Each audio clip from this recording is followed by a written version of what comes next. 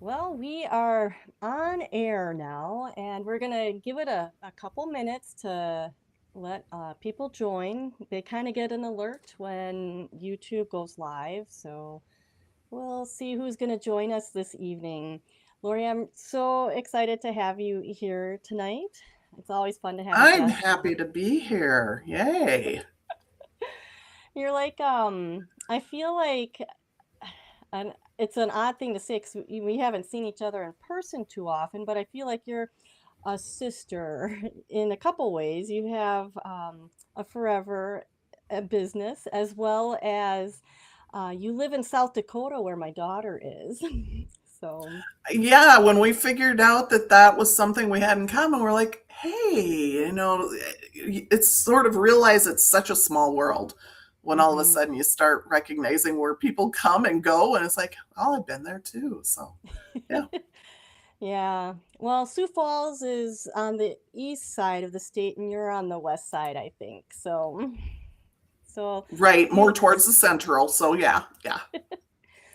Well, good, good, good. All right. I see we do have some people joining. You are welcome Wonderful. this evening to say hello in the chat area if you're joining on either Facebook or YouTube. The chat area is your place to post a question if you like, or ask ask a question, post a question, or just say hello. We'd love to know where people are from, and it makes it kind of fun. And we're really casual tonight because when you have friends on, it makes it a little easier. So I'll give it maybe another few seconds, and then we'll get started here.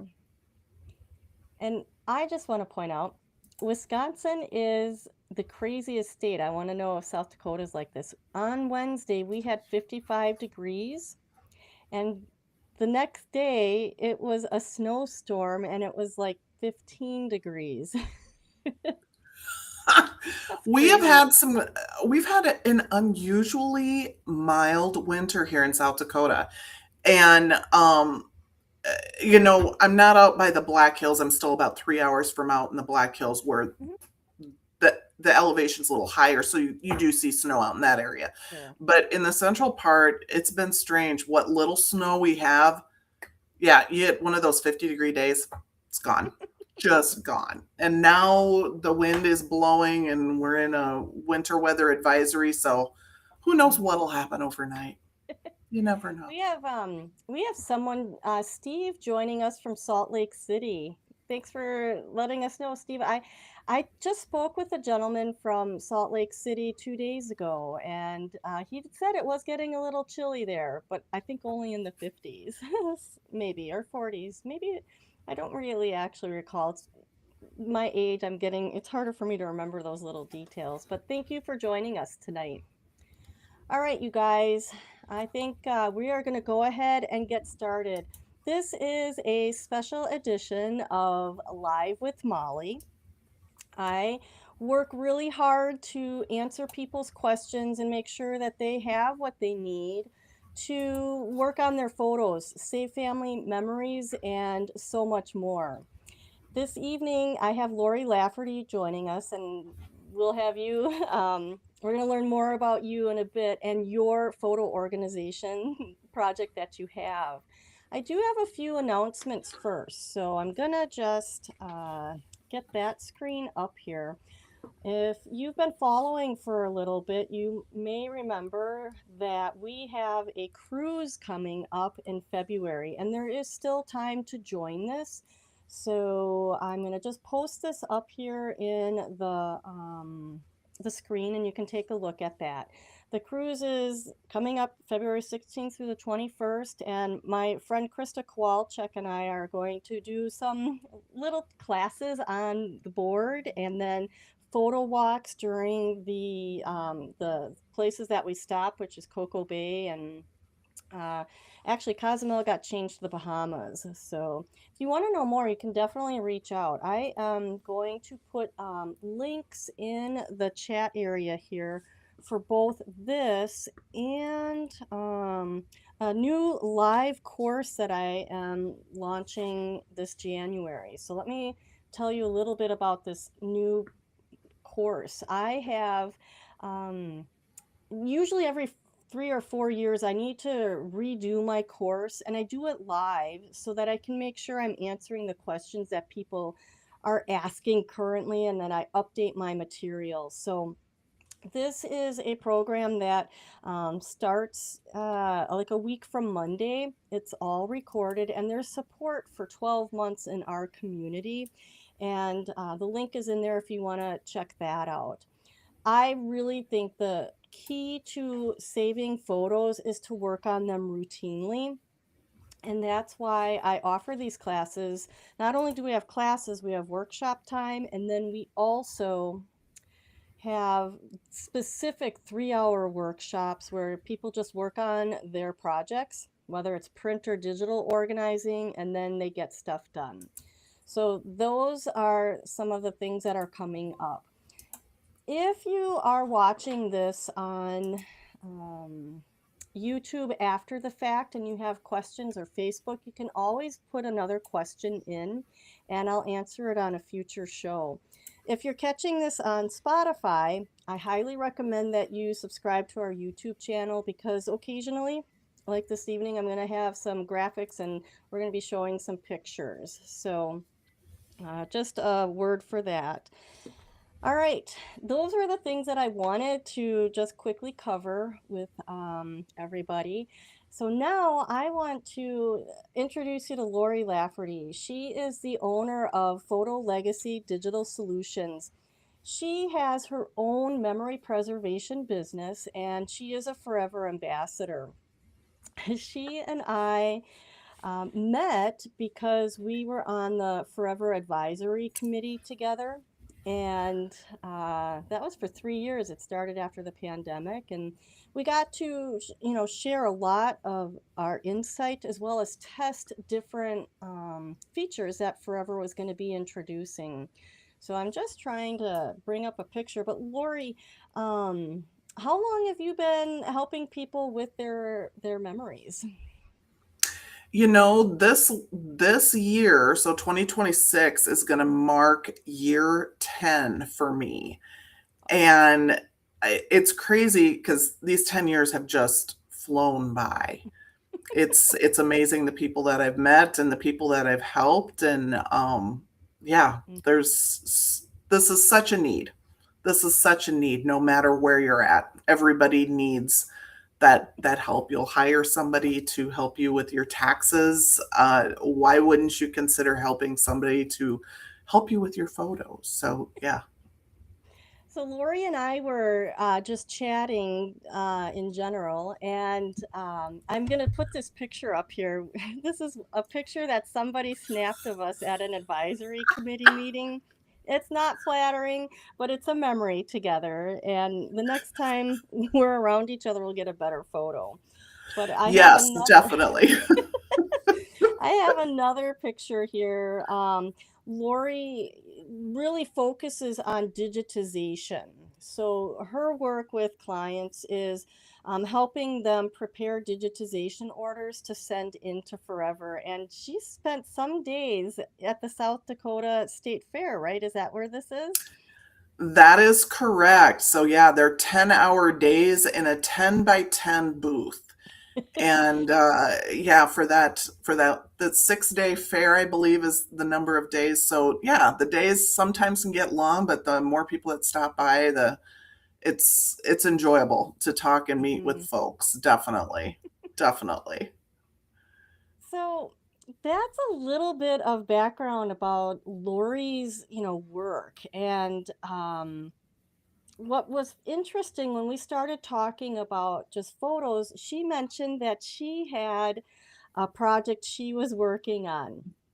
And she sent me this photo because I just thought it was so interesting.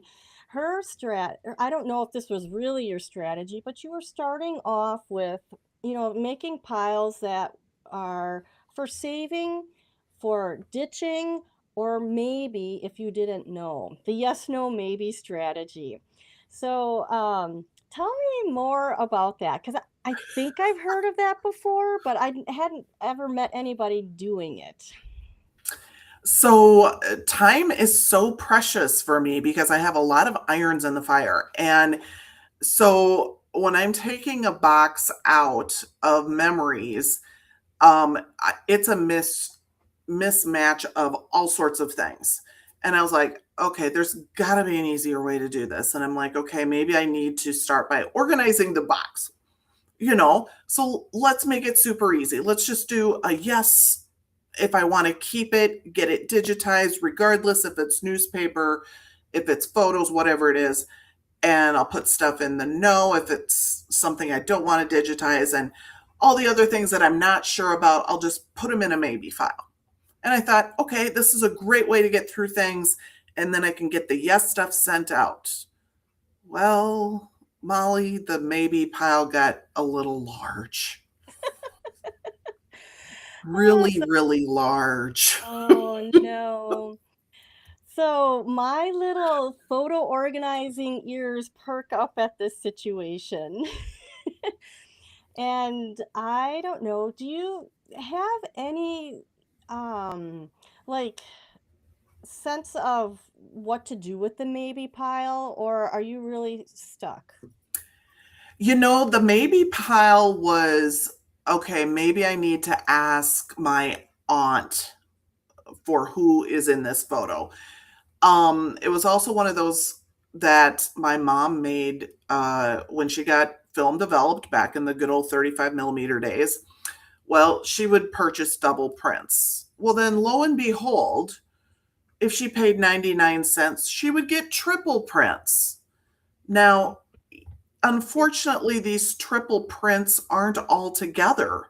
So if something got sent in a previous digitization box, it's like, how do I know what got digitized, what didn't?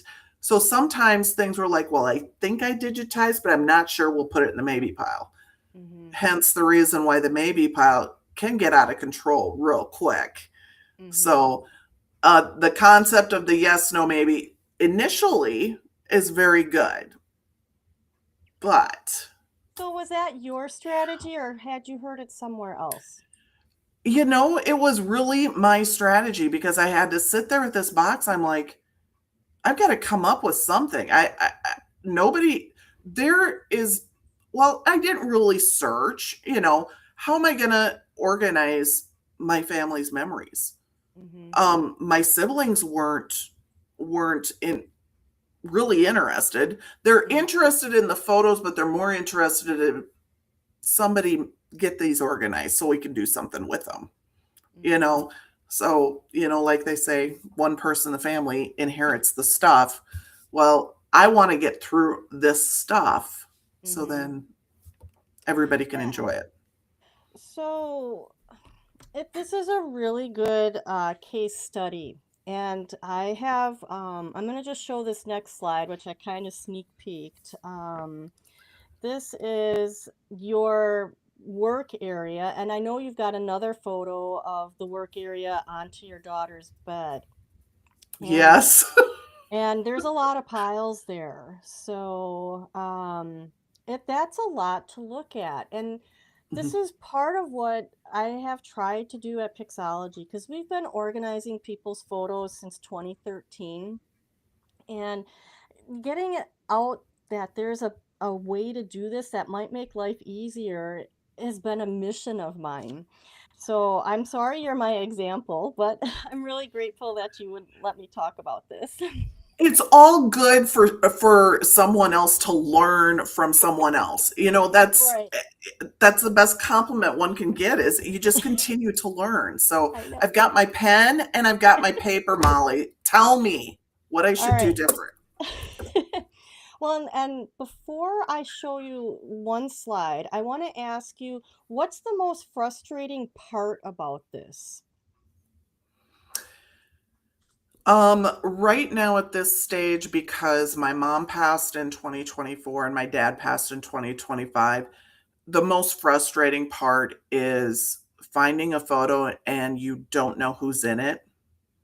Hmm. And it's like, I am bound and determined. I'm not going to discard this because there's a story behind this photo. Mhm. There's something to be said here in this photo. And I, being the youngest of 4 kids, there's a pretty good difference in age between me and the oldest, which is 13 years. And it's Mhm. like, mm, you just that's the biggest struggle I have at this point in this mess is Well, and not I wanting to get rid of the stuff you don't know. Yeah, and I commend you for not just tossing it. Although I always tell people there's not like a wrong answer. There's just answers that delay or make things harder. But some people do just toss, and I'm not going to say that's wrong. But when you hold on to things, there's an opportunity to use clues from other pictures. Now, I'm gonna just put on, Steve is asking a question here. Do you store photos and other items like newspaper articles together? This is a really good question, and the short answer to this is sometimes. All right, and I'll get back to this question. So let me just go to the next slide, and I think this is the one with the system. It is. Okay. So I have found that when you're working with a family photo collection, and that collection refers to the photos, videos, sometimes audio, newspaper articles, and memorabilia, all of that is part of a photo collection. All right.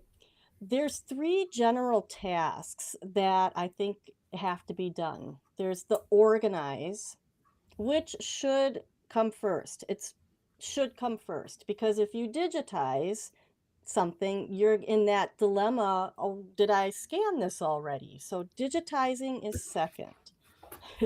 And then preserving is third. That's preserving tasks are like adding metadata, descriptions, maybe making a photo book, storing it in your chosen place for your pictures. We recommend Forever, but I know people use Dropbox and other places. So, but you're saving it in that place where you're going to know it's passed on to the next generation. So, preserve kind of is the story and saving and adding the information. And too often people are making a photo book and they have no regard for the actual scans of the pictures where those end up. And I've been there, 10 years later you want a picture and it's gone and you have something that's been cropped and there's a label over it and it's unfortunate. So I teach organize it first, then digitize, and then preserve. In the organization, this I think is the hardest part. If you take out the challenges that people have with computers and scanners and understanding technology, organizing is the hardest part. But I teach that you do it in three stages. So you're going to sort chronologically and with major categories. So the first sort would be taking everything and dividing it up by decades, family groups, or another major category. Does that make sense? And you go through that and you do it fast. There's no lingering trying to figure things out. You just sort it all fast and I'll show you a picture of this.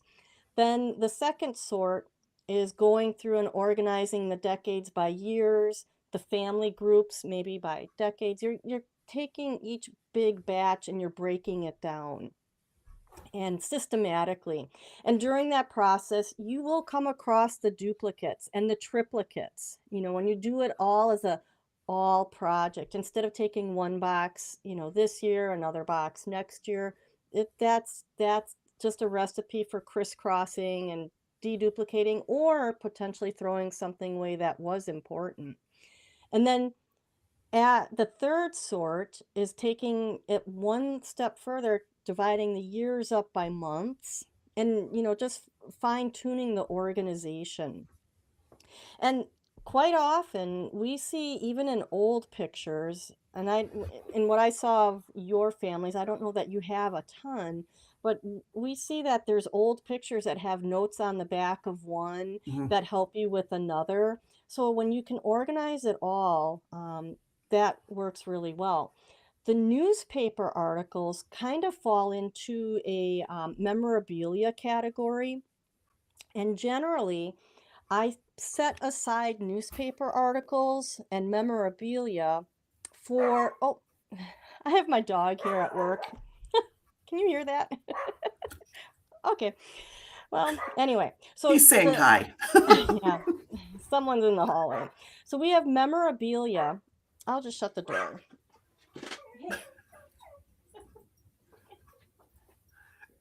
All right.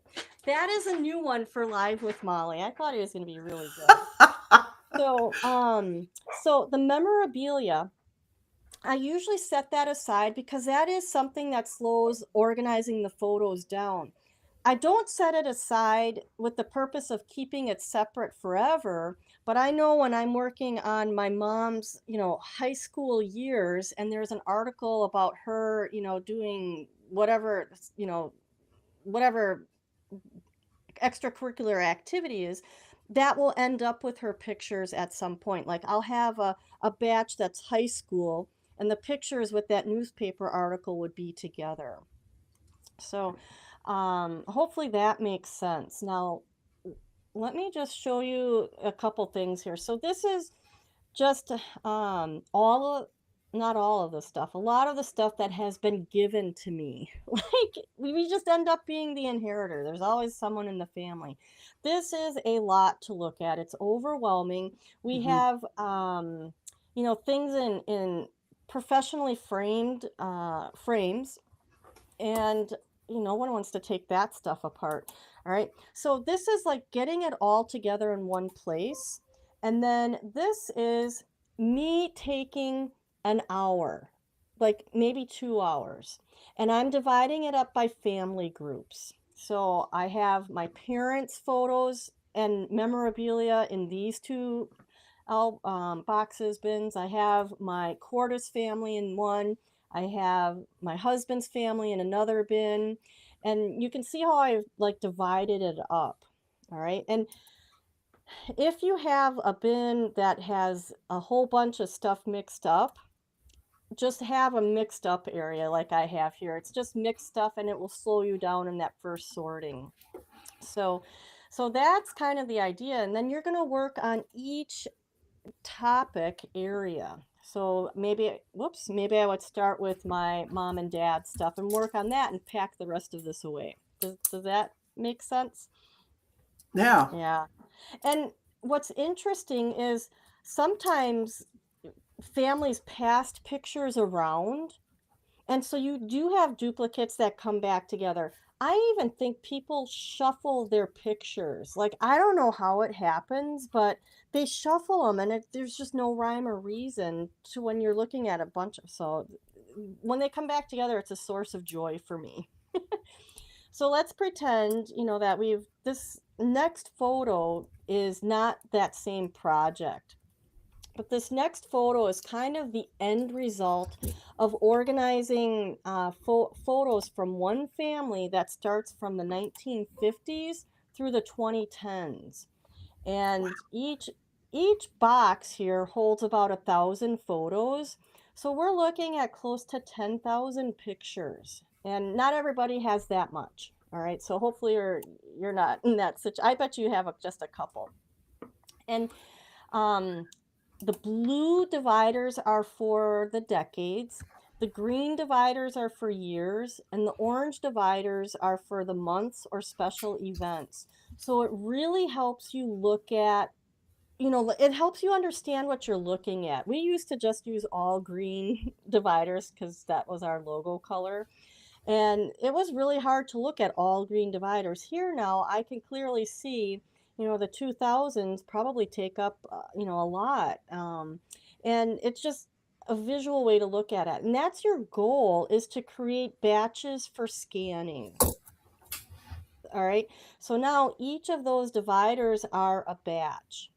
And then the batches should go into a folder structure that has decades, top level, and then inside the years, and then inside the years, the months. And that folder structure can be uploaded to forever forever digitization, they scan your batches and you end up with 150 batches. You have to kind of do some of that structural work in forever. What we do is we have the batches and folders on the computer, and then we upload that structure so that it's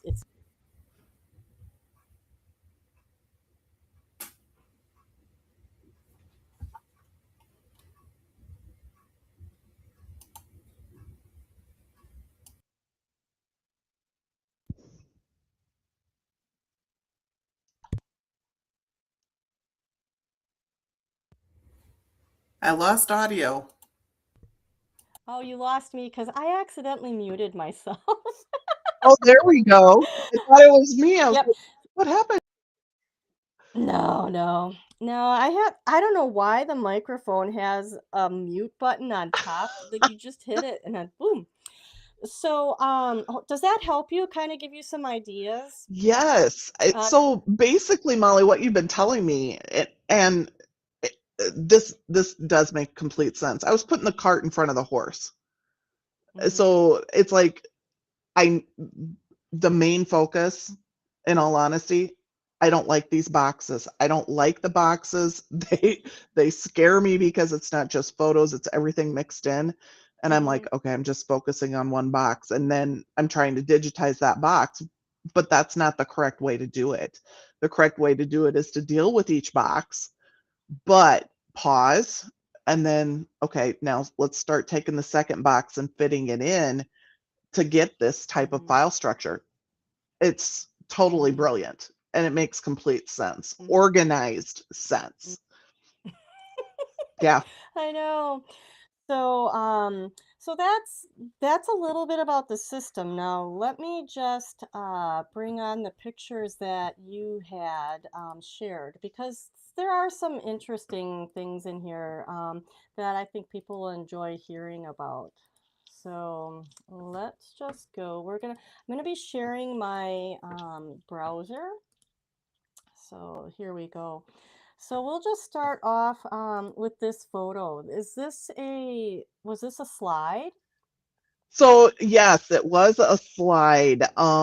Actually, no, it was a negative. It was a A negative negative. that, yep, that was digitized, sort of an iconic photo of my parents at their wedding, back in 1958. And so that is a very iconic photo that was used many times over at many anniversaries. Yeah.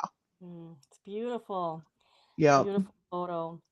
And then this picture, tell us about this one. So my mom is a twin. And so that makes it very interesting, especially when I was looking at early photos, because the younger, when they were very young, they were very hard to tell apart. Of course, my mom would look at a photo and she'd go, well, that's that, and that's who. And I'm like, okay, that's great. And like you said earlier, sometimes these older photos, it'll say on the back who is who, so, or sometimes you'll see a date along the side of the frame, that isn't exactly, may not be when it was taken, but when it was developed. Um, so you're using those clues to try to figure out whom is whom. But it's interesting when you go through the stuff, and I think you're coming across a couple more of those pictures of the stuff that I was dealing with. Oh, Oh, this is the family, but yeah, here's the stuff.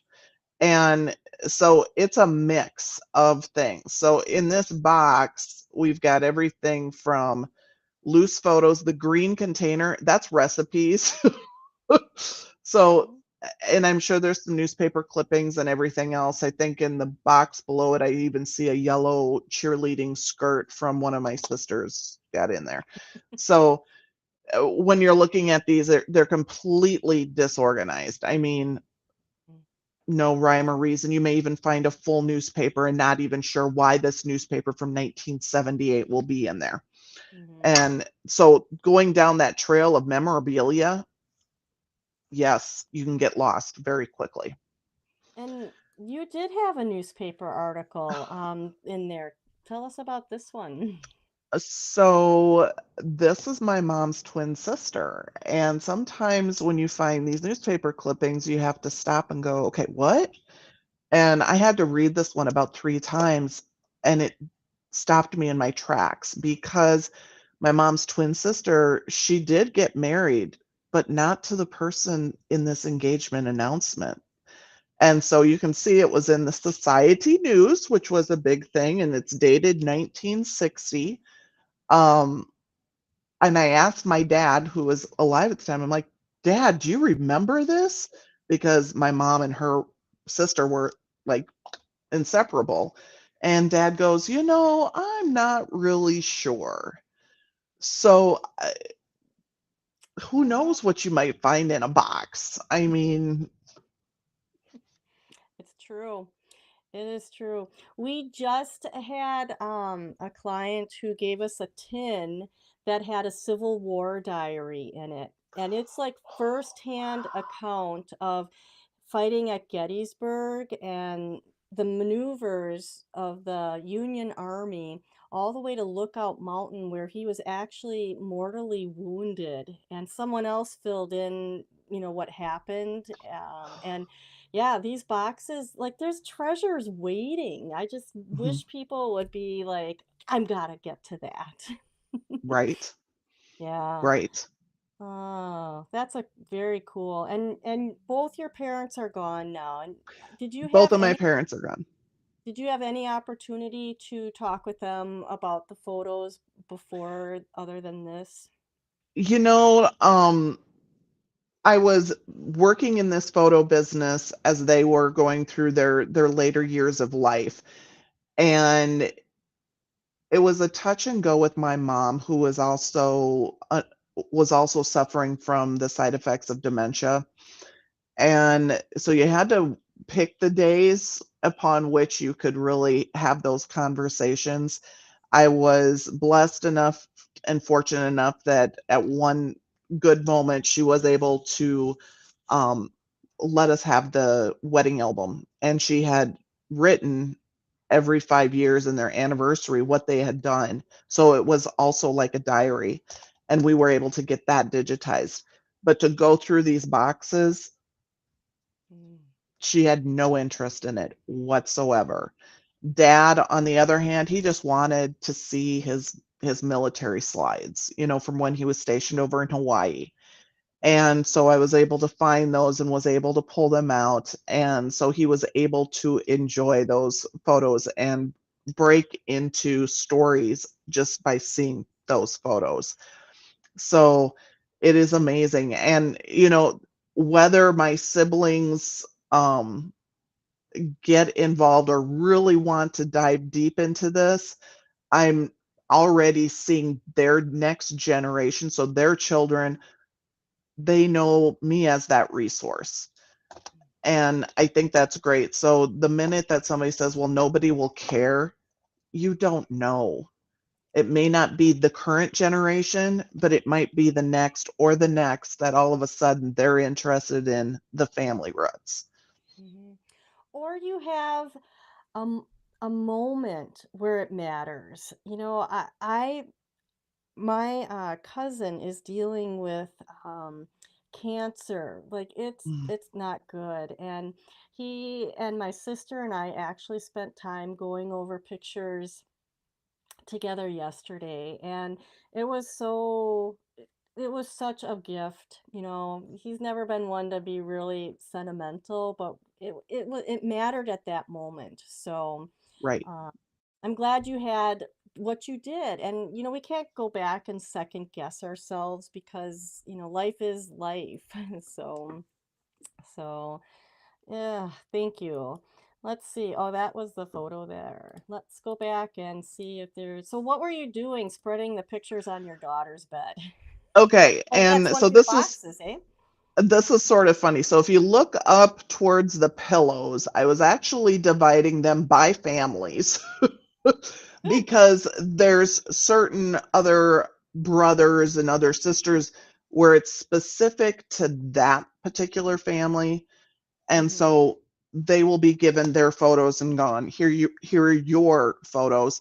Anything that had multiple children involved with parents or those types of things, those get held to be digitized so that everybody can enjoy them instead of just one person getting that photo. Yeah. That's an interesting thing that you mentioned there because this actually came up in my conversation with my sister and cousin yesterday. I had the pictures from my aunt that were of just the general family. My aunt gave each of her boys a box with their pictures, and he doesn't know where his is. Like, I know. So they're working on that. They've got a few places to look. And my aunt actually spent time scanning them at Pixology, like 10 years ago. So I tend to scan everything and and then give it to them. And even your maybe pile, I noticed that you mentioned maybe you should be giving these pictures to someone else. In that instance, this is what I tell my clients who want to just give pictures away. I'm like, get an envelope and label it with that person's name on it and start dropping it in there. And um, the only other thought that I see when looking at this is it is so helpful to have bright colored paper and a Sharpie and actually label what the piles are. And we even like will use tape or something to divide up a table so that we have sections where we know pictures are going. The bed's convenient, but there's opportunities to There's take a few. definite room for improvement, but sometimes you have to work with what you have. Yep. And Yeah, my adult daughter lives 30 minutes away, so she doesn't necessarily stay very often with us. She would just right. prefer to go home to her own bed. So this works out. So Oh my yeah. gosh. One time I tried doing a 6 week or an 8 week class, and I told my online class members, I'm like, you're gonna get this done in 8 weeks. So one of my gals, she had a pool table and she spread everything out on, she got it all down, spread it all out. And she had scrapbooks too. And we started the class at the end of September, and then Thanksgiving rolled around, and she had to move it all out because of the family coming over. Anyway, no, the bed's a great place, and I think that's really cool that you shared all of this with me. And is this your mom and dad? Yes, so that was my mom and dad. That was on their 65th wedding anniversary. And let me think what year that was. Oh, I have it marked in there, 2023. Yep. Oh, So what a yeah. blessing they made it to that Yes, it together. was very much a blessing. And then all my siblings, we were all there. And I think we only missed a couple of great grandkids that weren't able to attend. But yeah, a great reason to celebrate. And they had a wonderful, wonderful marriage and just so blessed to be a part of this family. Yeah. Very blessed.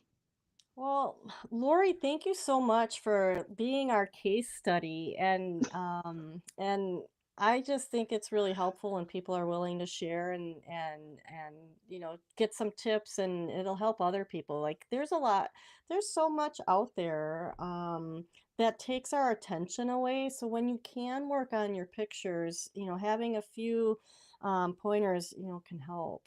So so Definitely. yeah. Definitely. Um, this is the opportunity for anyone else to ask questions that you have this evening. So, Steve, you are on the ball again.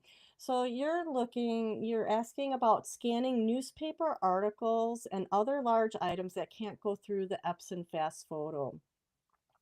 Well, there's a few options. Sometimes you can go to a library that has a larger flatbed scanner. There are family search digitization centers that people can go to. You'd have to look in your area to see if there's one. Salt Lake City, you can go to the family search center right in downtown. And I know I've been there. They have a lot of equipment that you could use. Some people just take pictures with their phone. I'm not a fan of that, but in a pinch, it could work.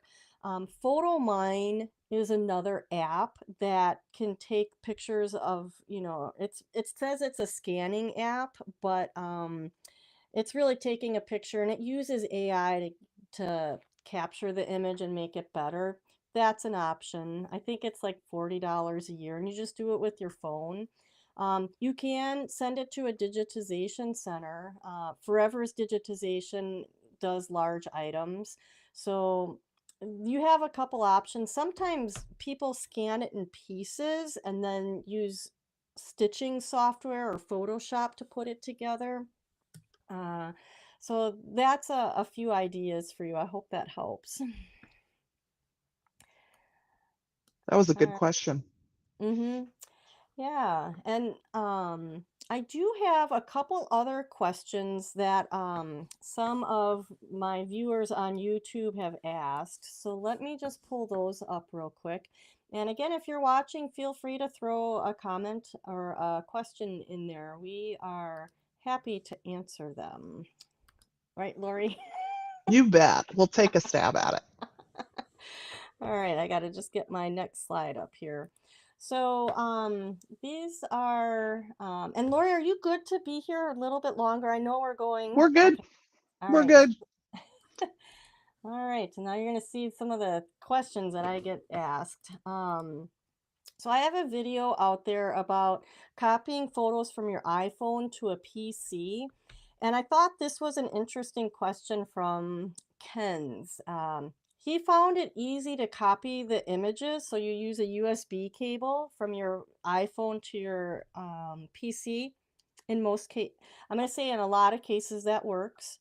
If you need to know more about that, I think, whoops, how do I do that? I did just, I'm going to tell you that in the comments, I'm going to post a link to this video in case you want to learn more about it. But he asked kind of a question that I take for granted. The main issue is how do you then delete the photos off of the phone to free up space?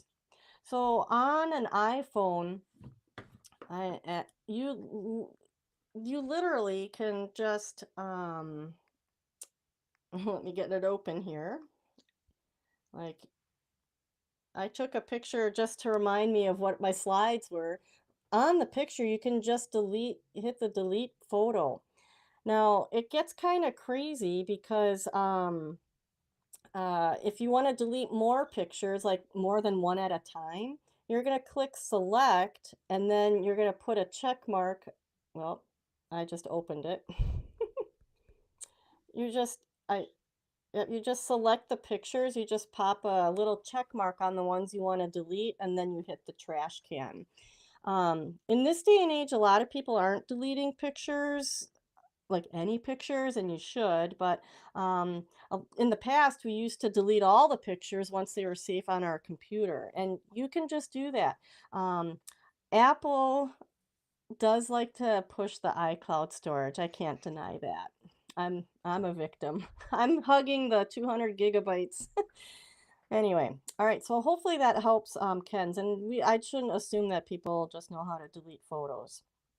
Then another question that came up.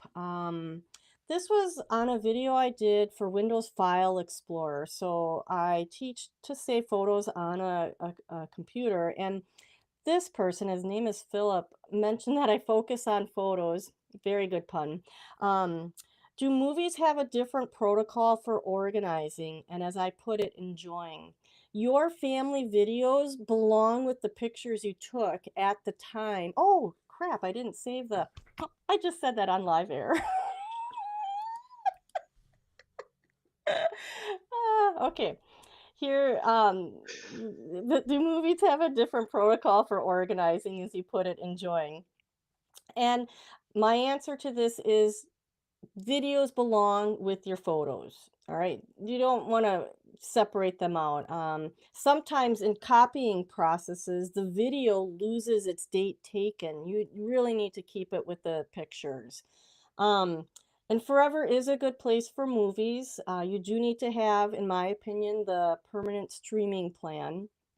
And You can learn more about that if you want. But the preferred format for an enthusiastic amateur, MP4s work everywhere. AVIs are large files, movie files are Mac produced. MP4 works everywhere. And VOB, I vaguely remember that term. Just avoid that. We don't want VOBs. We want MP4s. And then you are correct. Movie editing apps like iMovie and Clipchamp, you can use both pictures and video.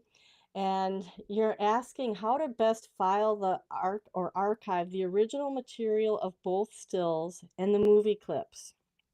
So this is like when you're creating a slideshow for a wedding anniversary, 65th wedding anniversary. Maybe you get some pictures and you have some video clips. Those pictures and video clips should remain in their original file folder structure. All right, however you're organizing those, they should stay in their same folders. When you are creating a project, you want to make a separate project folder and then put a copy of the items you need for that project in that folder. And then that will help you. You'll save the project in there, whatever program you're using, and you'll keep it all together. I think it does take up more space, so I have to decide if you want to keep those for the long term. So hopefully that makes sense. Then the last thing I wanted to cover is the subject of digital frames. And Rob wrote an email to me, which he sounds like he's completely organized. He's got 50,000 folder or photos in folders by year, month, and event. And he's named his files or his photos, he's renamed them in the way he wants to view them. But he wants to view these photos in a file structure on a digital picture frame. I put in the chat a link to my opinion about digital photo frames. We've seen too many of them come here that, and I've seen what people do with them. They get their original 50 pictures on and then it just sits there. So I'm not a fan, but I do know people want to enjoy looking at their photos. He writes that none of the digital frames that he's found will sort by file name and they won't use his folder structure and wonders if there's any frame that will do that. And no, digital photo frames have very limited uses, and if they do have folders, it's because it's tied to their website, and you have to work in the website and not in your original folder structure. So his thought was to buy a smart TV and to use a thumb drive.